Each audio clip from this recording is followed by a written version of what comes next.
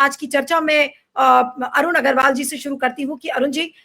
ये जो दूसरा वीडियो है अजीत अंजुम जी का, ये कितना बड़ा खुलासा है? क्योंकि कई लोग इस बात को पूछ रहे हैं कि बीएलओज क्या साइन कर रहे हैं या फिर वो कोई डॉक्यूमेंट जिसको भरना है उसको भर रहे हैं। ये क्या एक फर्जीवाड़ा के रूप में हम ले सकते हैं जो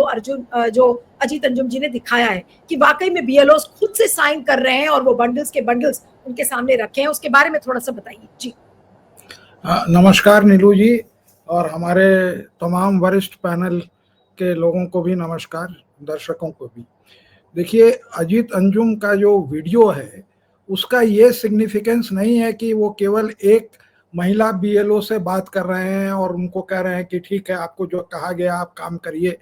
अगर आप उस हॉल को देखें तो बहुत ही अच्छे तरह से लिट अप हॉल है। ऐसा लगता है कि कोई 5 स्टार या कोई होटल या कोई अच्छे सरकारी ऑफिस का जो है वो हॉल है, और उसमें कम से कम 40 लोग 50 लोग बैठे हुए हैं और उनके तमाम लोगों के पास अपलोड करने का और ये पूरा बना हुआ है। और जैसे एक इंडस्ट्री होती है उस तरह से वो फर्जीवाड़ा का इंडस्ट्रियल सेंटर है, होलसेल में हो रहा है, रिटेल में नहीं हो रहा है। तो ये दर्शाता है कि ये सबके सबको जो है ये इंस्ट्रक्शंस हैं कि किसी तरह से आप जो है इसको अपलोड करिए। अजीत अंजुम तो उनको अगर आप एफआईआर करेंगे तो ऐसा ही वो काम भी करेंगे, और जो उन्होंने काम करा है वो वाकई एक पुलिट्जर प्राइज या उसका जो इक्विवेलेंट है हिंदुस्तान में रामनाथ गोयनका अवार्ड के लायक उन्होंने काम करा है। लेकिन उस बात को हम थोड़ा सा ये करके, मैं गोदी मीडिया जो है आज तक की बात कर रहा हूँ, उन्होंने भी एक क्लिप चलाया है एक बीएलओ का जो कि जिसका नाम है, और उन्होंने उसको रिजाइन कर दिया और उन्होंने ही अपने जो सुपीरियर का जो है वो पूरा टेप किया था। उनका नाम है वजाहत अली फारूकी। ये बरौनी में जो बेगूसराय के अंदर में आता है उसमें एक जगह के जो है नूरपुर के वो वहाँ के बीएलओ हैं। तो उनका जो वो कहना है कि वो महिला उनसे कह रही है कि देखिए आपने इतना कम अपलोड किया, तो कहे कि हम क्या करें, हम फॉर्म देते हैं वो लौटा देते हैं, नहीं ले पा रहे हैं। तो फिर वो कहती है कि देखिए इतना कम कर रहे हैं, वीडियो को भी शो कॉज हुआ है, एसडीओ को भी शो कॉज हुआ है। और फिर जो सबसे सिग्निफिकेंट बात है वो कहते हैं कि जाने की कोई ज़रूरत नहीं है, आप तो लोगों से वाकिफ़ हैं, आप खुद ही फॉर्म भर के जो है उसको अपलोड कर दीजिए। अब सवाल उठता है कि ये एक सिंगल आइसोलेटेड यहाँ इंसिडेंट नहीं है। देखिए कितने लोग वहाँ बैठे हुए हैं और वो भी पूरा नहीं है, और भी जो है पूरा कैमरा घूमेगा तो आप बहुत लोग उसमें मिलेंगे। तो ये तो अब ये प्रमाणित हो गया कि ये जो काम कर रहे हैं ये होलसेल के ऊपर कर रहे हैं। और आज मैं अभी बिहारी में हूँ, तो मैं आज आपको जो है ये टाइम्स ऑफ इंडिया की एक जो क्लिपिंग है वो मैं आपको दिखाता हूँ कि जहाँ कहते हैं कि EC flags 35 lakh voters in state as untraceable. ये देखिए, अगर दिखाई दे रहा हो, ये थोड़ा सा लाइट के कारण नहीं दिखाई दे रहा है, तो ये इससे ये क्लियर हो जा रहा है कि जो वोट की चोरी महाराष्ट्र और हरियाणा में वोट ऐड और डिलीट करके कर रहे थे और उसमें 10% का हेरा फेरी करके इन्होंने दोनों चुनाव जीता है, वो हथकंडा वो बिहार में नहीं अपना पा रहे थे। तो उनके पास एक ही तरीका था कि इसको हम ये करें, और वो ये तरीका था कि जो है पुराने जो वोटर लिस्ट है उसको जो है हम कूड़ेदान में फेंक दें और एक नया बनावे, और उस नए वोटर लिस्ट में जो पन्ना प्रमुख या बीजेपी के सपोर्टर हैं उनको हम वॉलंटियर के रूप में ले आवे और झूठ मूठ का एक नाटक करके नौटंकी करके हम दिखाएं कि सारे फॉर्म मिल गए और उसको हमने अपलोड कर दिया, और इसीलिए उन्होंने उसको पावती नहीं दी है, दूसरा फॉर्म नहीं दिया है, उतने फॉर्म नहीं प्रिंट कराए, अपने ही इंस्ट्रक्शंस को नहीं पालन कर रहे हैं। तो इसमें चुनाव आयोग, यहाँ बिहार का जो इलेक्टरल ऑफिसर है, चीफ इलेक्टरल ऑफिसर, ये सारे के ऊपर जो है एक एफआईआर होनी चाहिए, भले उसको पुलिस इन्वेस्टिगेट करे चाहे नहीं करे। लेकिन ये चुनाव की चोरी, जो है पैसे की चोरी से। अरुण जी, मैं वापस अब आपके पास आती हूँ और उसके बाद फिर बाकी अपने मेहमानों के पास जाऊंगी, क्या कहेंगे? और अब जो बात अमिताभ ठाकुर जी ने कही कि वो भी कंप्लेंट फाइल करेंगे, आई एम श्योर इसी तरह से बहुत सारे एक्टिविस्ट, बहुत सारे journalist associations I am sure ये काम करेंगे, क्योंकि जब देख रहे हैं कि कोर्ट्स कुछ नहीं कर रही हैं, तो अब क्या चारा बचा है आपके हिसाब से? जी अनम्यूट कर लीजिए अरुण जी, अनम्यूट कर लीजिएगा प्लीज। 1 मिनट। हाँ, चारा तो ये बचा है कि ये सारी चीजें जो है, अब कुछ जगह तो कोर्ट कहती है कि भाई जो बाहर में हो रहा है हमको मालूम है, ये नहीं आप समझिए कि we are living in ivory tower. ये जस्टिस सूर्यकांत ही बोल रहे थे जब वो इलाहाबादिया का केस था। तो हमें उम्मीद है कि वो ये भी देख रहे होंगे, नहीं तो अगर गोदी मीडिया में जो वहाँ पर आज तक ने दिखाया उसको देख रहे हैं। और जो है इन्होंने एकदम सही बात कही कि ये ऑर्गेनाइज्ड वे में हो रहा है, आइसोलेटेड वे में होता तो एक बात होती। और ये खुद ही कह रहे हैं कि सुपीरियर ऑफिसर्स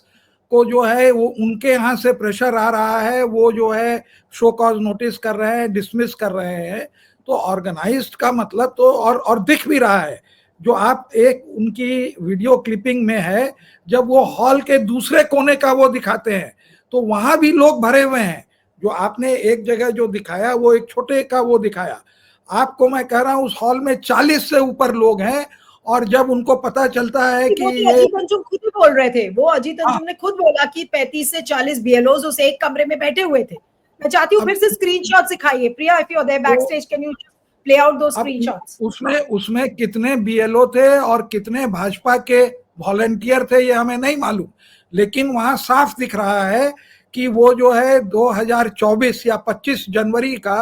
इलेक्ट्रल रोल वहां रखे हुए हैं और उस रोल के फोटोग्राफ के साथ एक एक एंट्री भर रहे हैं, वो भी उन्होंने कैप्चर किया। वो 3 मिनट का इतना वो है कि एकदम ग्राफिकली दिख रहा है कि इलेक्ट्रल रोल से ये इन्यूमरेशन फॉर्म को भर के उसको अपलोड किया जा रहा है। और वो मैं महिला स्क्रीनशॉट्स प्ले करिए, आप स्क्रीनशॉट्स प्ले करिए प्रिया प्लीज, जैसे जैसे अरुण जी बोल रहे हैं वो दिखाना हमें जरूरी है कि ये देखिए इलेक्टोरल वोटर लिस्ट आपकी साइड में रखी है और बीएलओ हस्ताक्षर करते हुए नजर आ रहे बाएं हैं। तरफ जी देखिए, इनके जो है हाथ के नीचे चूड़ी पहनी हुई है, वहां पर वो सारा फोटो है। और यहाँ पर वहां देख देख के जैसे वो हम लोग एग्जामिनेशन में जो लोग चोरी करते थे वो करते हैं, तो उसी तरह से उसको खैर यहाँ पर लीगलाइज्ड वो है ना, ऑर्गेनाइज्ड लूट एंड प्लंडर जो मनमोहन सिंह ने डिमोनेटाइजेशन के बारे में कहा था, वो नोटबंदी और वोटबंदी में भी यही हो रहा है कि सब कोई मिलके जो है प्लंडर कर रहे हैं। तो अब इसके बाद ये जो है कोर्ट में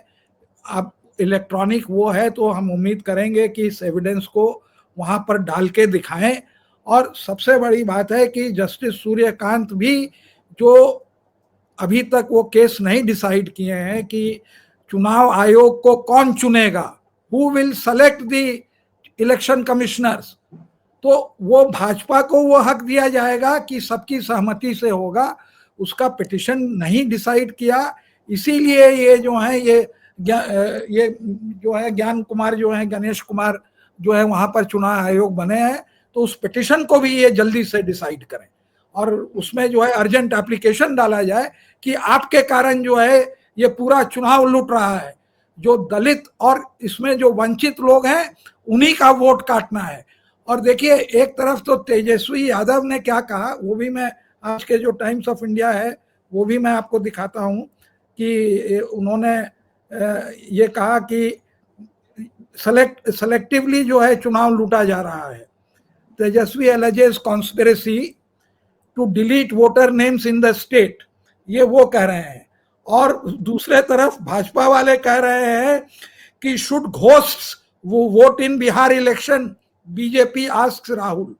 है ना। तो क्या भूत आके यहाँ पर देंगे? अरे भूत नहीं, आदमी है, आदमी वोट देंगे और जिसका नाम तुम काट रहे हो। तो ये जो पोलराइजेशन गलत काम करने के ऊपर यह दिखाता है कि चुनाव आयोग जो है क्लियरली एक पार्टी से मिला हुआ है और उसी पार्टी से मिला हुआ है जिसने इनका चयन किया। जी, I am going to talk about the irregularities और उसी पर मैं सवाल पूछना चाह रही हूँ कि कल का वीडियो पूरा आपने भी देखा, हम सब ने देखा, जो कल शाम का जो करीब 16 घंटे पहले का जो वीडियो अपलोड किया अजीत अंजुम जी ने, आपके हिसाब से, because viewers are continuously adding to our shows and continuously writing to us, मैं ये चाहती हूँ कि आप पॉइंट नंबर 1, 2, 3, 4 करके आप ये बताइए कि क्या क्या इरेगुलरिटीज हैं, ग्लेयरिंग इरेगुलरिटीज, जो कि कल अजीत अंजुम ने बताई, और अब हम क्योंकि उसका विश्लेषण कर रहे हैं इसलिए हमें दर्शकों को बताना जरूरी है, बिकॉज हमारा मकसद केवल दिखाना या अजीत अंजुम के बारे में बात करना नहीं है, बल्कि हमें विश्लेषण करके भी लोगों को बताना है कि क्या चीज गलत जा रही है। इसलिए अरुण जी, मैं चाहती हूँ कि आप प्लीज इसको बताइए पॉइंट नंबर 1, 2, 3 करके कि these are glaring irregularities on which action needs to be taken immediately. देखिए, सबसे पहले तो ग्लेयरिंग इरेगुलरिटी है कि इन्होंने जो प्रतिक्रिया जो कहा कि हम फिर से सर लगाएंगे, वही सबसे बड़ा गड़बड़ था, क्योंकि इन्होंने जितने उसमें बताए कि एक्स्ट्रा वोटर्स हैं, मर गए हैं, ये है, ये 10 साल से अक्टूबर से लेके दिसंबर में इलेक्शन कमीशन जो है इलेक्टरल रोल को क्लियर करता है, क्लीन अप करता है। उनके पास सॉफ्टवेयर हैं कि जो डुप्लीकेट वोट जो नंबर से हो और फेस से हो, उन सॉफ्टवेयर को लगा दीजिए तो वो क्लीन अप होता है। तो 2 तरह की क्लीनिंग अप हर साल पिछले 15-20 साल से हो रही थी, जिसको कि इन्होंने नहीं एक्सेप्ट किया और जानबूझ के एक गलत कानून लगाया। तो सबसे पहले तो ये गलत स्टेप था। दूसरा गलत स्टेप था कि इन्होंने कहा कि इनको पावर है कि नहीं है, जबकि ऑलरेडी ये हो चुका था। दूसरा कि ये जो इतना कम समय दिया, उस समय में ये पूरी चीज जो है प्रतिक्रिया पूरी नहीं हो सकती थी।